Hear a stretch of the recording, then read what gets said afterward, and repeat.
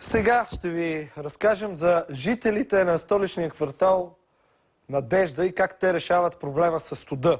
Топлят се, като палят автомобилни гуми пред блока, в който живеят. Репортаж на Вероника Димитрова и Цоню Данчев. До нетрадиционния метод на отопление и начин на протест хората от квартал Надежда прибягват, след като в началото на януари им спират тока. От тогава живеят при минусови температури. Ние ще умрем, ние тук сутрин се събираме да видим дали някой не е вече тръгнал. Ай така как не гледате се спиме. Няма да спреме, ще протестираме още, ако няма резултат. А ще палим още. Минути по-късно протестът е осуетен, а градусите отново по-ниски.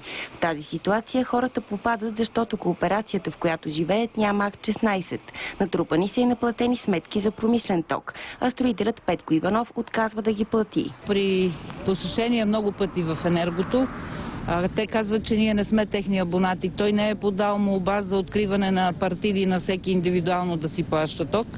И при всеко хленчене от негова страна, помогнете, нямам пари, хората доброволно дават, за да внесе някаква сума, да имаме ток, и това е до един месец. После пак от начало. Докато идва моментът, в който хората остават без пари, а малко след това и без ток. От тогава температурата навън се доближава до тази в апартаментите им.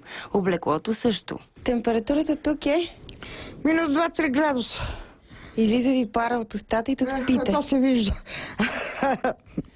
Не смеем да мръднем. Как легна и така съм като таралеж. С колко одеяла спите? Ето, това е дебело омекотено, това е вълнен на губер. Не, тия са родовски и много топла туш. Виждам, че има скреж по прозорците. Абсолютно, да. Събудих се по някое време, 4 без 10 ли беше, да. И като видях прозорците, лошо ми стана. Вика, мамо... Само ще ви покажа. Ето, това е канатка. 1, 2, 3. И отдолу имам още 4, 6. И тук почваме. Нали може от тук? Така, няма да стигнем до мен. 1, 2 и 2 клина имам отдолу. И вълнени. И спъп само без бутушите и без това. Гледам нова телевизия на акумулатор за кола обаче. И така, докато строителят плати тока. Правим няколко опита да се свържем с него, но без резултат. За Здравей България, Вероника Димитрова.